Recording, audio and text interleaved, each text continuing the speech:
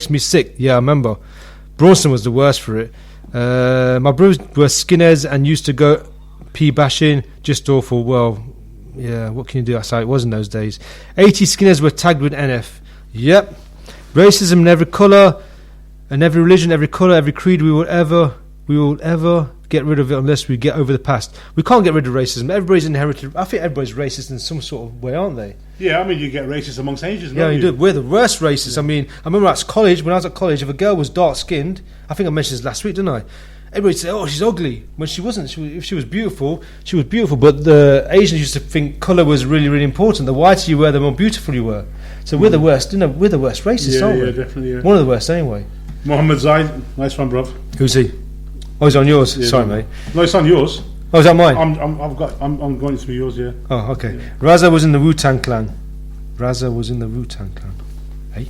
Anyway, my brother. What was that? So Riaz, we can go out for a beer. Yeah, right. Non-alcoholic, mate. I mean, Simon, I live in Braun in Riaz, Lord. Not as bad as now. Yeah, it's different. Magic freedom. Assalamu alaikum, my bros. Keep up the great work, breaking down barriers and clearing up misconceptions. May Allah accept. I mean, we all bleed red. Absolutely. Skin bleaching. There used to be a thing called Tibet snow back in there. It's like a cream, and the dark-skinned Asians who were very embarrassed about their colour skin used to put it on their skin and make themselves look white. Yeah, but you know, I mean, what was that about? For me, when I was a kid growing up, I mean, I got called, you know, a P so many times, the P word, that I actually kind of grew up with an inferiority complex. I actually thought maybe there's something wrong with the colour of my skin, and I was always being taught to go back home, and I'm thinking, well, I thought home was Birmingham, you know, so where do you want me to go back to? So you kind of do go up with that complex, and I think that's what sort of pushed me to start to discover and learn more about my culture and more about my religion, and I started to sort of practice, you know, wanted to know more constantly, because you're getting harassed all the time just because of, you know, where you've come from, and when you're young you don't understand these things, do you? You know, there's no counselling. You want to be part of the community, don't when you're young. Yeah. You do want to be part of it, and there's no counselling. No, it's just you have to get over it, or you have to use your fists or use something to counteract it, and use your fist, didn't you? Because you joined this gang called the Links. Well, did you create this gang? Were you the leader? Well, I was one of the guys who originally set it all up here. You know, and that was the main aim, to fight against the skinheads in those times, yeah. Yeah. Did you actually win those fights, or did you get chased? Well, a lot? You know, I used to get chased a lot. You win some, you lose some. I think we probably won most of them. But I mean, like with the work that I do now, working with young people, and you know, and trying to sort of help them deal with the kind of challenges that they face. A lot of the things, in my experience of working with young people, what I found is that, you know, the Asian lads, you know, the Muslim Asian lads, don't really have too much of an issue in sort of, you know, collaborating and working with, you know, non-Asians. But what I found is that with the work that has been done with the white lads, you know, they're almost like, nah, mate, that ain't happening. I ain't sitting with no muzzy. You know, that kind of reaction that they get. And it's like sometimes really? I wonder, because, you know, I do a lot of work with young people. I work with a good friend of mine, Nigel, who used to be a member of the National Front back in the 80s. Combat 18. And he was also one of the founders of Combat 18. Yeah. And now he works, you know, exposing the far right. Now, me and him do a lot of work together. You know, we have a project called Made in Britain. And we talk to a lot of young people. We go into like in-city areas. We go to youth clubs. He hits mostly the predominantly white areas, and I do mostly the Asian areas. And the feedback that I get from him is that it's a lot more negative towards Asians and Muslims than it is from the Asian side. That's not to say that our lads don't have issues as well. Of course they do, you know. But we, as a consequence of the work that we do, we want to do like a joint event. And I would say like 70% of the lads from the Asian side have said, yeah, we're up for it, we'll do it. About 30% said, no, it's going to kick off, we don't want to do it. But from the other side, from the white lad side, it's almost like 80% don't want to do it. Why? You know, well, this is the question. I mean, you know, this is the question. I find that odd, because in Leicester it's not like that. Well, this is Birmingham. Yeah, I suppose it's a different kind of community altogether. Yeah, I mean, maybe. Are you living segregated communities in Birmingham? Well, these are predominantly, where Nigel works, are predominantly English areas. Like, you know, there's not many Asians there. Well, I'm going to say the Asian shopkeepers. I think the football culture actually brought everybody. I thought football culture brought everybody together in the 80s. I mean, you had the Zulu Warriors there that had a predominantly mixed bunch of lads. You had black lads, white lads, Irish lads, Asian lads. Well, a few. I didn't see any myself, but apparently there was a few Asian lads as well. So that sort of brought everybody together. In Leicester, it did anyway. Where in Birmingham, you lived in sort of separated communities. That's really. You know what's funny? When we set up the gang, the Links, we had quite a mix of guys in there. I mean, predominantly they were Pakistanis, but we had some Arabs and some Bangladeshis as well. But there was also one Irish guy in there, and there was an English guy in there. Really? Which is really strange, isn't it? Yeah. Because that photo that we got, it's not actually in there. Well, the photo that I showed you, Yeah. the Irish guy's there, Paddy, he was there at the bottom. But Paddy. we had an English guy in there, David, and he was part of the gang as well. So, you know, it's quite strange when you've actually got a white guy in the gang as well. Because, I don't know, I mean, when you think about it, we never did it on a racism basis. It was just protection. You know, we were just getting battered. Yeah, you know, they would come down, groups of them, lads. They'll beat up our mums and they'll spit on the kids. They'll chase the kids out of the park, and nothing was happening. You know, our parents, what they're like. Oh no, son, don't get involved. You know, put your head down, cross over the road. We're just here to work, and we don't want to antagonize anybody. And we're like, well, hold on. I've got as much right to be as anybody else. So why should I have to put my head down? You know, I haven't hassled them. They're coming here and they're attacking us. So, and that's why it was, you know, I mean, the other two white guys that was with, David and Paddy, I mean, they saw that what we were going through, and because they were in our area and we had a good relationship with them, they joined in as well. So they would be fighting with us against the skinheads. Well, yeah, I've got some questions. I've got some comments here. There's one here from Nicola. Some areas of Bradford don't like whites walking through the area. That's not right either. The Asian people get very abusive. Probably. Yeah, I don't live in Bradford. I can see that happening. You know what I mean? So, well, I've done a lot of work in Bradford last year with schools. I was invited to schools to talk to the young people there about different kind of issues. And look, you know, this sort of thing happens. It happens all over. You know, it happen. You know, it's talked about in Birmingham. It's talked about. I think it's gone off. You know, I don't know how. He's knocked the camera over. It's gone off. They're going to get very, very upset with his radio station. Well, I don't know how to turn it on. It's his fault, not mine. I didn't touch it. How do you turn it on? I don't know. It's gone. It's on. It's got 97% battery. So what happened there? How do you put it on? I don't know. It's not mine. Where's he gone? Where's that guy gone? Imran. Oh, I don't know where he is. Anyway, it doesn't matter. But I'm actually with you on that. I mean, I don't believe in this kind of no-go areas. They shouldn't exist. I don't think they exist. I wouldn't say it's such a no, because the police can go in those areas. Just no-goes for, like, for example, an Asian lad walking in a predominantly racist area can't go in there. It's like a no-go area. Or a white lad walking into a predominantly Asian area is a no-go area.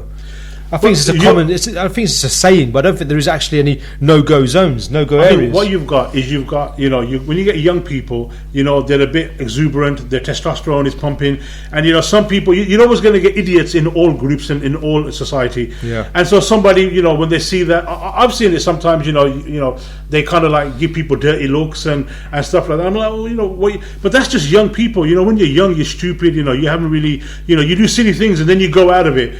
You know, obviously now things get blown out of proportion. There is no such thing as no-go areas. We, as the Asian Muslim community, I can tell you for a fact, we will never ever allow that to happen. We won't, especially people like myself and Riaz. We will, if you can show us an area in the UK that says that we are an Asian area only and we don't allow white people in there, I'll tell you what, me and Riaz will go down there and we'll sort it out. Absolutely, I'm down with that. Okay, some questions here. Okay, we've got one here. So, ask your non-Muslim viewers, that's you guys, yeah. If their kid came home and said they didn't want to mix with Muslim kids, what would their parents say to them? So what would you say to them if your kid came home? This is the non-Muslim viewers. What would you say to your kid if you said, right, we don't want to mix with non-Muslims? What would you say to them? I'd be good to see some comments coming in. Neil Ski, in Glasgow there was sectarianism before racism. I don't know what sectarianism is. Do you know what that is? Well, that's basically between the races, you know, like Scottish and English. Isn't that racism? Well, if it's between races. No, but they're all white though, aren't they? So Scots are white, Welsh are white, English are they're white. Different races. You got the Celts, then you got the Gaelics, and you got the English, and you got the whatever it is. But they're all different. Sectarian wars can come between like. Is it religious wars? Protestants and Catholics. Oh, so it's a religious war. Well, no, I don't know if he's specifically referring to religion. Let's get back to this question. In Glasgow, there were sectarians before racism. Impressionable people will be led. Stand up for yourself. Integrate is the key. Absolutely, not assimilate, because, like I said to you before, the salad bowl analogy. Yeah, we're all different people, but all together. Yeah. Whereas, you know, and also the media have a massive hand in keeping the racism alive. Absolutely. Irish was the blacks of Europe and classed as dogs and treated as we wad. As David, right English, mate. You're in England now. Right, proper. Dumb and dumb with the camera. Oh, leave it out, David. So I was in flipping it. He's like a little big baby. I swear, he's like a big fat baby. I swear, seriously, he really is. Okay. Nice one, Dave. Tracy, my fellow's Indian. Someone called him a terrorist because they thought he was Muslim. Goes to show most people can't tell the difference. Boils my blood. Everybody should be the same no matter what. Sheffield is a friendly city. I've been to Sheffield United. It is a really friendly city. I'm not joking. It really is a friendly city, right? We all live in peace. You should all move to Sheffield. There are too many hills. In fairness, Asians walking through Somalia would get grief. No, I never got grief in one Somali area, so I think you're wrong there, to be honest with you. I've walked through St. Matthews all the time. I never get grief. Anyway. No, but I think, in Birmingham, we have an area which is predominantly a Somali area. We have a couple of areas, but this particular one, it's a little bit rough. And I've heard many times, about, because obviously it's a main route going into the city centre, and I've heard about white people sitting in cars, and when they go through, they feel a lot of tension and pressure. They have to lock all their doors and stuff like that. I think a lot of the times what it is that, when you've got young people, young lads, when you've got unemployed people hanging around, they just look menacing. Yeah. I don't think they're actually going to do anything. They just want to swagger. They just want to, walk up to cars and stuff like that. I mean, that's how it is. I drive down there with my windows open. But people will say, obviously, because I'm an Asian, they ain't going to say anything to me. But I think a lot of them is just bravado. I don't think it's actually racism or because they hate anybody. They just hate everybody. When you were 19, when I was 19, when we was 18, we hated everybody. We were just really anti-establishment, anti-government. Everything, We just hated everything and everybody. Just about. I think what we need to remember, attitude, you know what I mean? Yeah, what we need to remember is that these guys have got no job. They're unemployed. They're not doing anything. Which basically leads on to the whole thing about the challenges that the young people in that community face. We need to address them. We need to listen to them. We need to talk to them. We need to engage with the younger generation. And I'm not talking about Asians or Muslims. I'm talking about everybody, because when you talk to young Asian lads, young white lads, young black lads, they all have the same problems. They all have problems when it comes to getting a job, when it comes to having low aspirations. They all have the same issues. They've got psychological issues. They've got family problems. They can't get a job. It's all the same. They're just trying to pay their bills. They're just trying to get by. Just trying to get by. So there's no, the skin color is irrelevant in my opinion. I don't think we should dwell on that. Okay, we've got a thing here. So Simon says he would not be happy if his kid came home and said he wouldn't like to have Muslim friends. He said would not be happy. Thumbs up, mate. My daughters have many friends and they are from all races and religions. Excellent. To be honest, my kids only care if they're nice and good fun. Not about race or religion. All our Muslim mates love my breakfast as I'm a veggie. Nice one. Kashan says it's a youth thing, not a race thing. Yeah, absolutely. Sit them down and warn them of the danger of division and problems it's causing in the world. Yeah, that's what it is. Division, problems. Separate. What's the word I'm trying to think? Oh God, it's gone out of my head now. Division causes problems. Yeah, I need to get wound up. I need some water. Terry says, I hope I've educated them well enough to not that happen, which is great. I hope my kids don't come home and say, Dad, I don't want to hang around with white kids. That would do my head in. Because I used to have loads of white friends. I still have, I hope. And I hope they don't hate me anymore. I'd be disgusted if my kids said that. I mean, that's racism's not allowed in our religion at all. We cannot be racist. It's one of the worst things in our religion. Do you know that? Racism. Islam actually dealt with racism 1400 years ago. I'll tell you a little story. There were two companions of the Prophet. One was an Arab, and the other one was of a dark skin, Bilal, peace be upon them all. And what happened was that they got into an argument, a discussion, and it got a bit heated. And one of the companions of the Prophet, he said to Bilal, who was formerly a slave and was Abyssinian from Ethiopia, he said to him, you son of a black woman.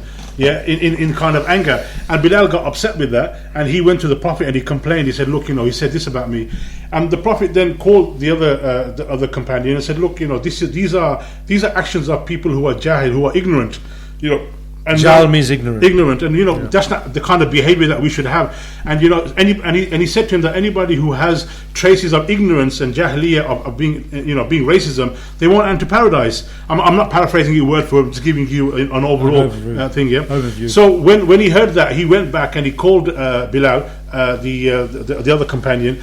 And he said, look, he said, what I did wasn't right. And literally what he did was he got his head, he put it on the floor, he told Bilal, he said, step on my head. Wow. Step on my head, wow. Yeah, and then I will consider that you've forgiven me. And then Bilal said, look, you don't have to go to that extreme, I forgive you. But the point is that when they were told about something that was wrong, they accepted it, and that racism doesn't exist. And the Prophet, peace be upon him, he eradicated racism by saying there's no difference between a black and a white, between an Arab and a non-Arab, and that was 1400 years ago. So we shouldn't even. So when I hear about Asians who are predominantly Muslims coming out with all this sort of stuff, it's wrong. I hate it. I hate it. And what it does, all it does, Riaz, it just it just pushes a wedge between us. It does, yeah. Because certain people out there and certain organisations, certain powers, they don't want us all to sit together. They want there to be a wedge between the white community and the Asian community and the black community. So we start hating each other. And fear.